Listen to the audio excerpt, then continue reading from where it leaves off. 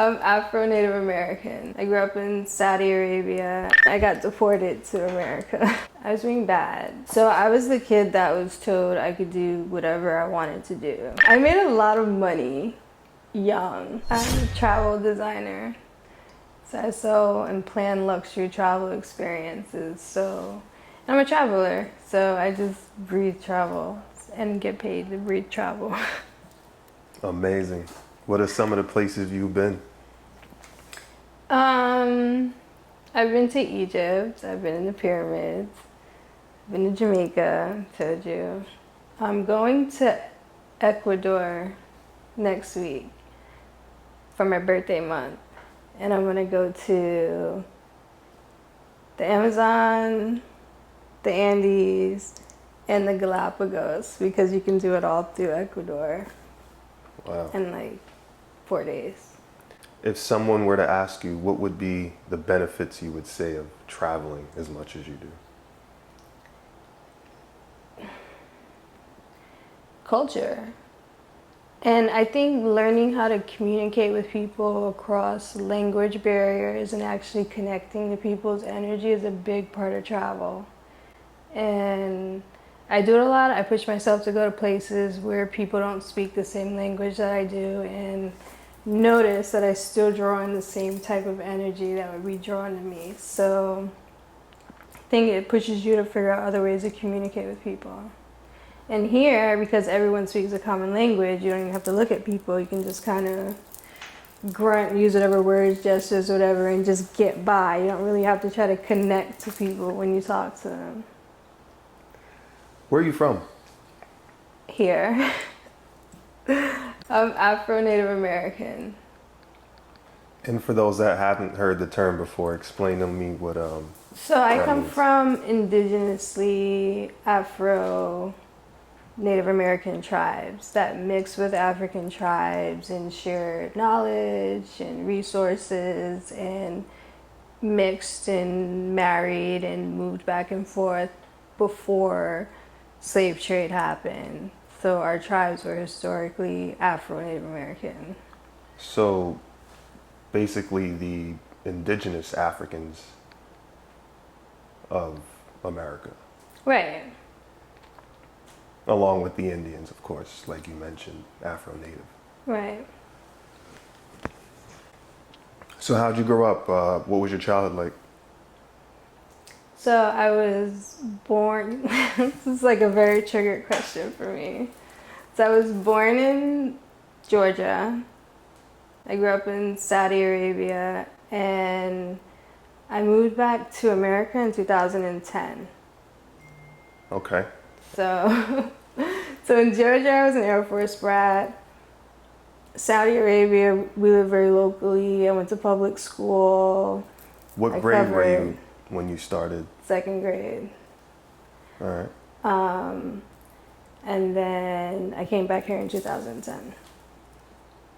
And at what point in your life was that? 2010. Yeah, at what point? You weren't in second grade anymore. It was after high school, and I got deported to America. Deported. They sent you back. That doesn't happen often. It doesn't. I noticed, but yeah, I was sent back home. For what reasons? I was being bad. I mean, I made a lot of money young, so I was just very independent because I was able to make money teaching and tutoring. Like I made a teacher's salary tutoring after class at home in high school for a few hours a day. So by the time I graduated high school, like you couldn't tell me shit. Right. In Saudi Arabia, like 15 years ago. So what did that mean? I mean, we think, Saudi Arabia women don't have rights, and their heads get cut off. Going too far, of course. But yeah, like how'd you get away with it? 10 years ago, it was that. It was that strict, where women always had to have a male guardian. Like we got caught outside alone with a boyfriend or a guy that wasn't your guardian, like you'd go to jail. People got lashed. So that it was like that 10 years ago. Now it's a completely different country. Like, women are driving, women don't have to have a male guardian with them when they go outside. So it's changed a lot What changed? since I've left. I think the leadership is younger. Like, since Saudi Arabia was founded, they're a pretty relatively new country. They've only been around for like maybe 150 years. Like, they're new. So it's been the sons of the founding king that have been taking the throne. It's a monarchy. And the most recent king, when he became king, made the crown prince his son. So it's kind of cutting out the sons of all the previous kings, Right. living sons of the original king. So, but he's really young. He's in his 30s.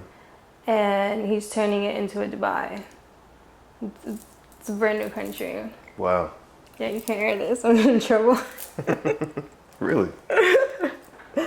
I mean, they kicked you out. I know, like, they're gonna double kick me out. Like, just make sure she's still Do you still have roots there? blacklisted. No, my family moved back. I have a few friends there, and we meet up in other countries. So yeah, I do have a few friends there, but I haven't been back. But I've been back to the Middle East. Got you. What kind of kid were you? I'm the oldest of 14 kids. I grew up with 2 grandfathers, 3 grandmothers, and like a lot of aunts, uncles around. So I was the kid that was told I could do whatever I wanted to do. Be whoever I wanted to be. Like, here's a book about someone that did that, like, read it and then explain why you can also do this. I was that kid. Nice. That's why I got kicked out of Saudi Arabia, because it was like I can do whatever I want to do. So I was that kind of kid. Cool. What'd you want to be growing up? I wanted to be either a flight attendant, Carmen Sandiego, or the president. I ask people that a lot. Which one are you now? I can kind of say I've touched on all of them. Like, and because of that, I ask people the same question a lot. Like, what did you want to be when you were a kid? To see how close they came to it. And a lot of them, if they're not doing that, that's their hobby. And that's still in them. Got you.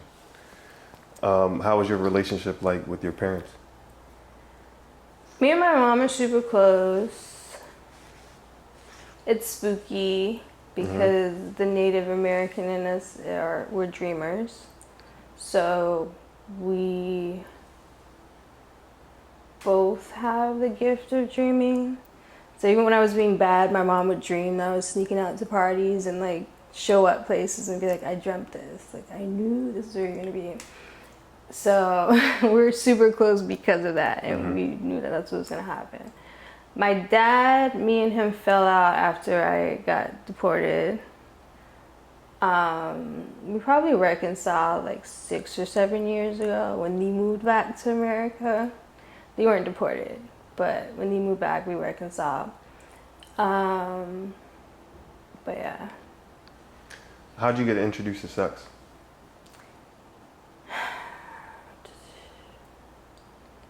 I think reading really young. My grandma was a librarian, so I grew up, running around a library, and eventually I just would venture further and further.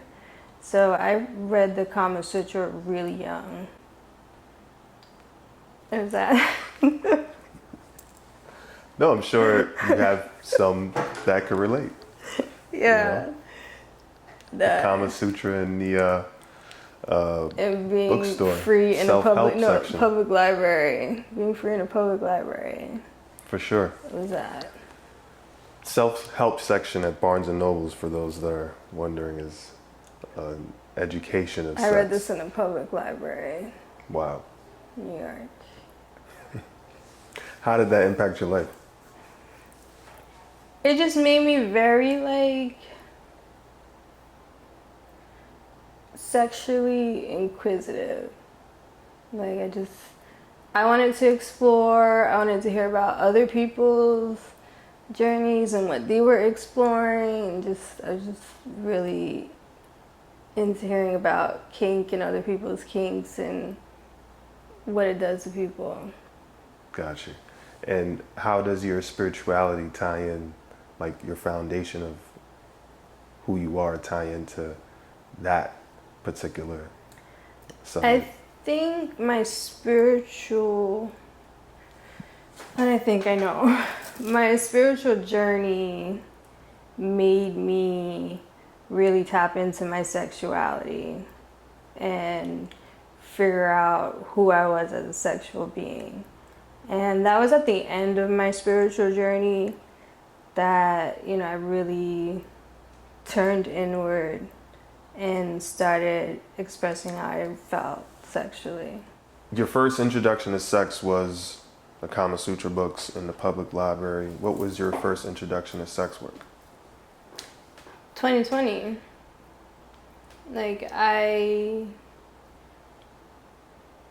Right before 2020 hit, lost my job and started a jewelry line, Native American jewelry line. And I was good. And then when 2020 hit, I was like, everything's shutting down. Where are the strippers going? I don't understand. This is a 24/7 industry here. Where are they going? I want to know. And people are like, OnlyFans. I'm like, cool. So I made an account, uploaded a lot of content that I had, and it was mostly topless belly dancing. And uploaded a lot of that and forgot about it. Mm-hmm. And when I logged back in, there was a lot of money there. I was like, cool. We're going to do this. I'm going to be a predominantly virtual sex worker. Because when I go outside in my real life, I go outside to play. So I don't really consider myself a sex worker there, but virtually, like a full fantasy. And I have fun because I was exploring people's kinks with them. People would reach out to me and ask for certain things that, would get them going. I'm like, hell yeah, let's do it. I had a guy I had a guy pay me to roll a toy car on my body.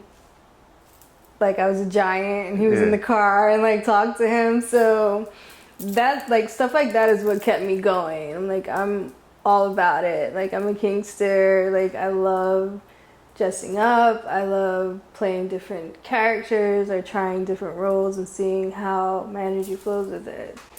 And for sure. So what would you say your sexuality is?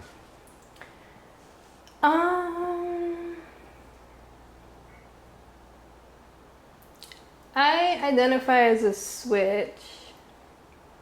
Probably a unicorn switch, but a switch. How has it been for you these last, how many years? You said since 2020? 2020, 3 years. 3 years?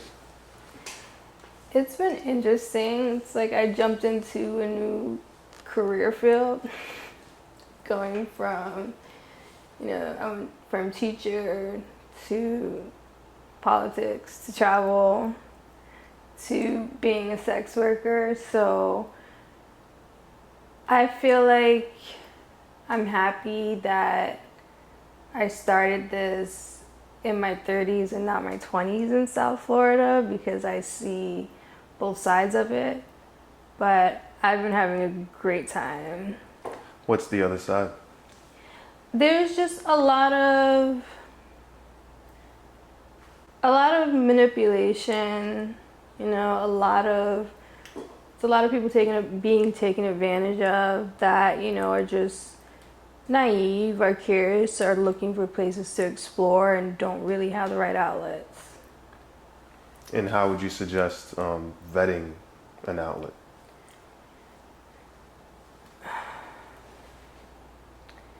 Showing up.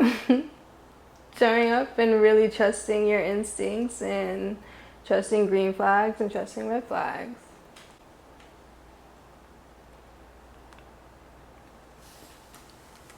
What's the hardest part of your job?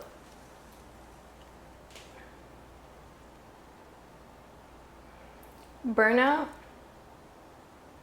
I think I burnt out like the end of last year between shooting and editing and posting and responding and, you know, doing custom content.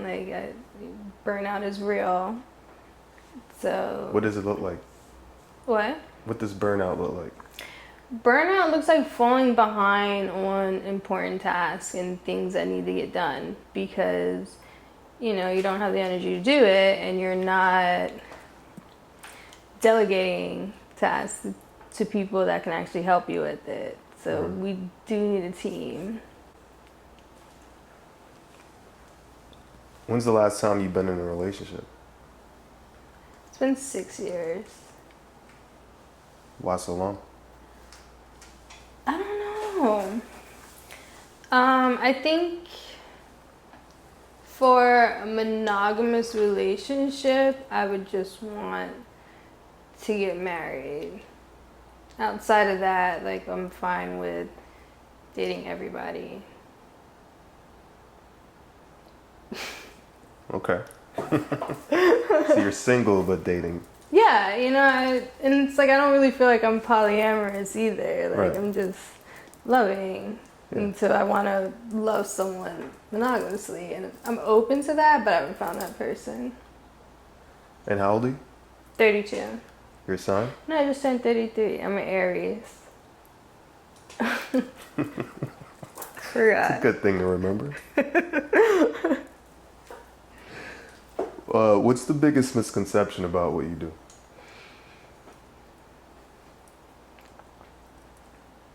I don't know. There's misconceptions everywhere. I think it's just.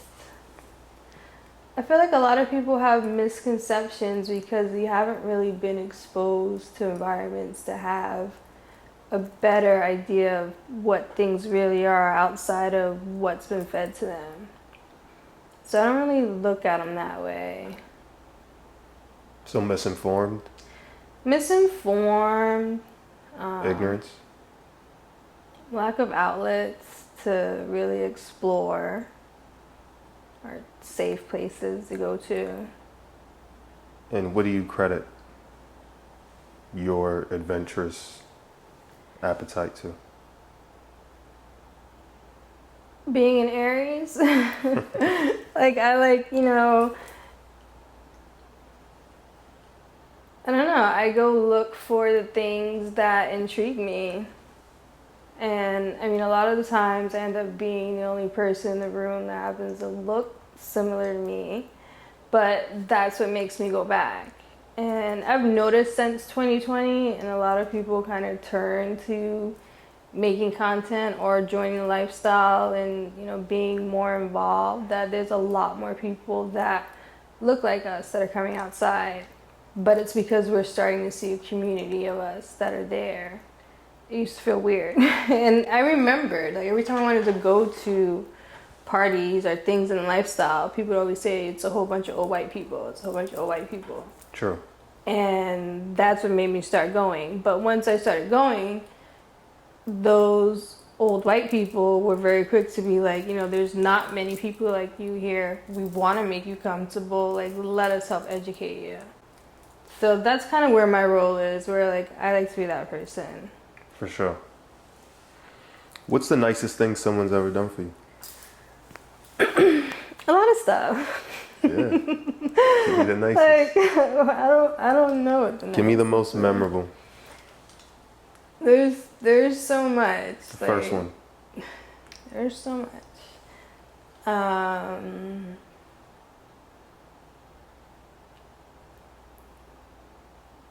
You're putting me on the spot. I don't. The one that's making you smile right now. There's so many. It's so many, like, I can't pull one out. Like, it's a lot. But I'm a very grateful person. Who are you most grateful to? The universe. And how would you define the universe? I define it as a frequency or a vibration. Why do you believe we exist? I so I believe Earth is an experiment. So a playground, almost a chess game, an intergalactic chess game. And I believe that we exist here, or the souls that exist here are souls that, to basically weigh lighter than a feather, would have to pass this part, and it's humanity. And if a soul here, and if this whole species were able to believe in themselves enough to ascend to a godlike level without interference from aliens, the universe, other frequencies, gods, whatever, they would become their own planet, higher beings, gods, and, you know, of themselves. But we failed, and like we're shit. Like humanity ain't shit. We're doing terrible here on Earth. So these other frequencies and vibrations have to keep interfering to try to keep us from being terrible people on Earth, because we're failing. So that's why I think we're on Earth. But there are people that come to Earth that get it, you know, they understand that they die, they don't come back to Earth, they go on to whatever the next level is. Yeah.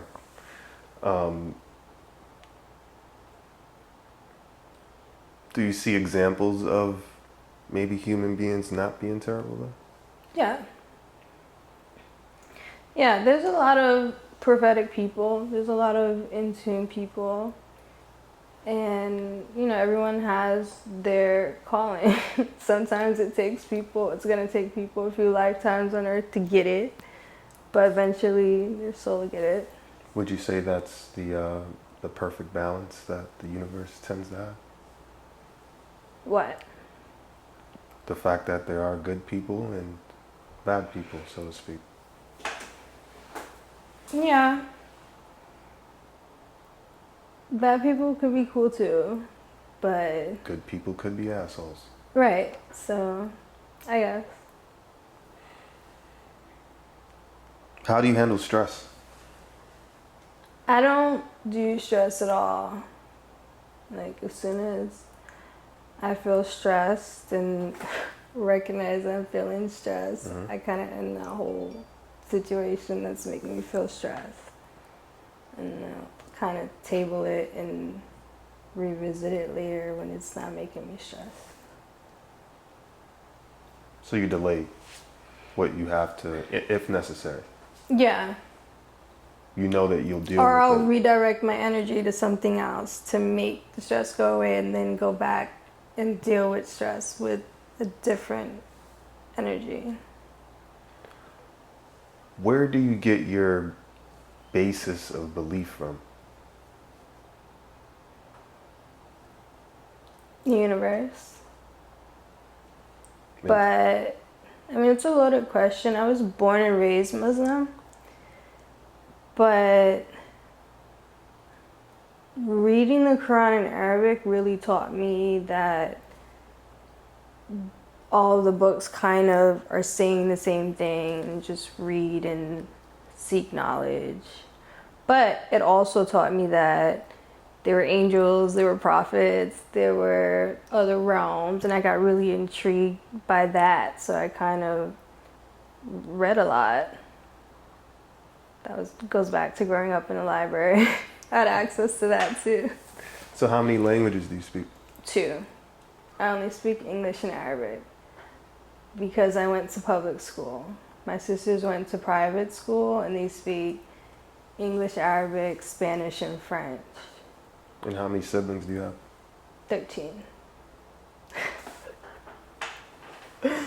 I'm the oldest of 14. 10 girls, 4 boys.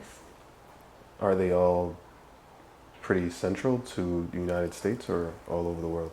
They're all in America. Okay. Do you feel like you lived a good life so far? I do. It's had its ups and downs, but yes, I can't complain. What would you say your most toxic trait is? That I don't do stress. That I'll just disconnect from a whole situation once it brings me stress. Like, it could be a situation, it could be a person, it could be a location. I'll walk away from it all. Got you. Now, if you were to have a dinner, you had to invite 5 people that are alive, past or present. Give me 5 people you'll invite to that dinner.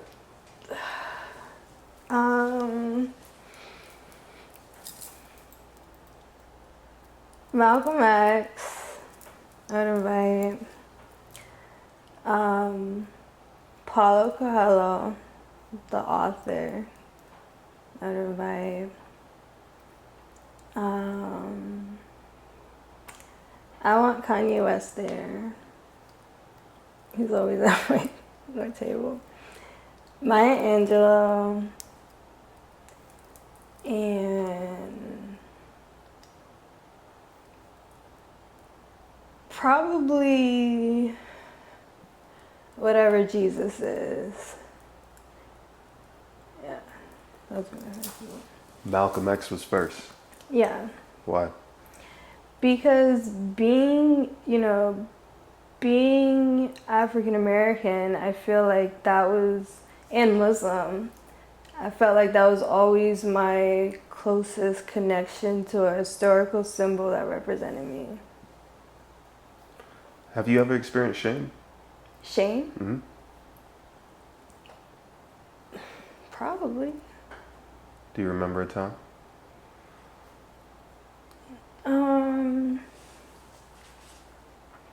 I mean, probably often. Like, I'm not petty often, but like when I'm petty, like I kind of catch myself later and feel bad about it.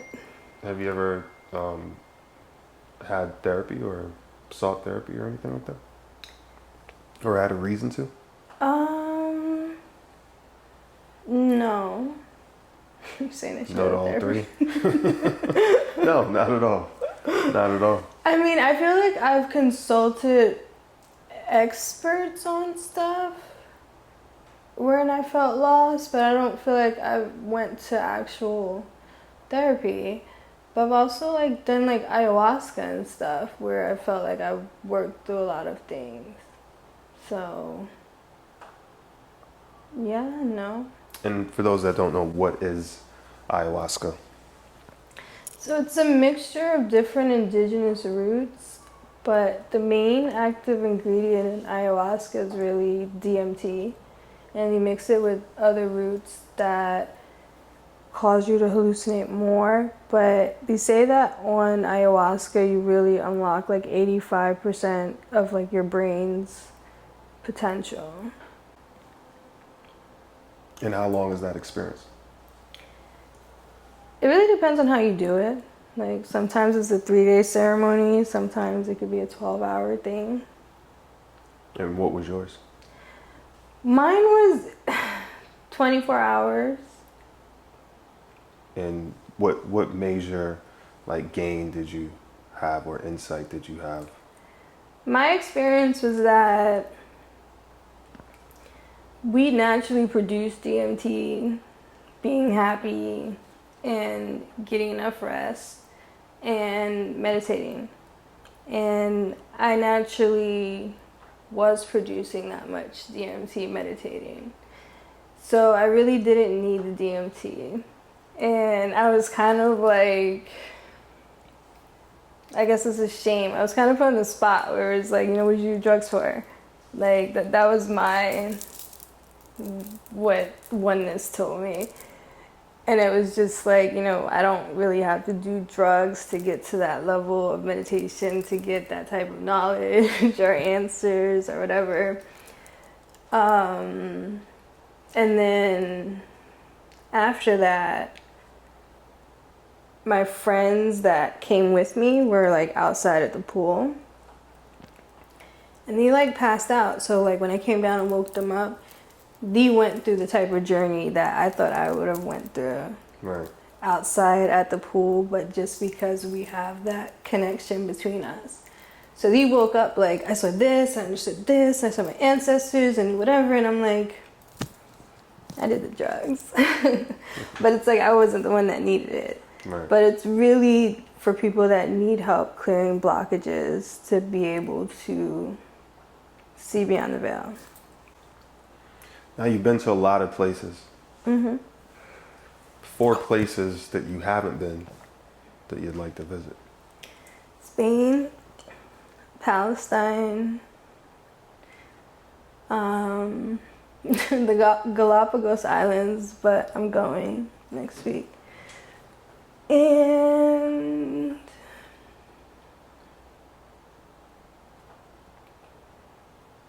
I don't know. Trinidad for Carnival. Dope. 3 tips for the next generation of sex workers. Get tested.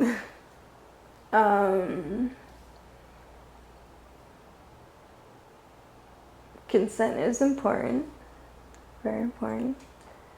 And get a hard drive. Always have your hard drive on you. And why do you need a hard drive? And get your content. Like after you shoot, get all of your content on your hard drive. Good advice. 2 people you'd like to see on the show.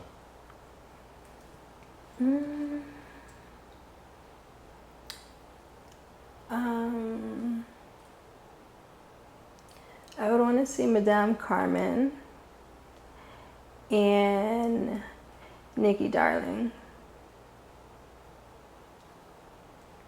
And Keep going. I can't remember her first name. That's why I feel bad. Like the Stallion. What's her name? Something Stallion. She's so cute. But her. I remember. If you had to say one word for the rest of your life, what word would you choose?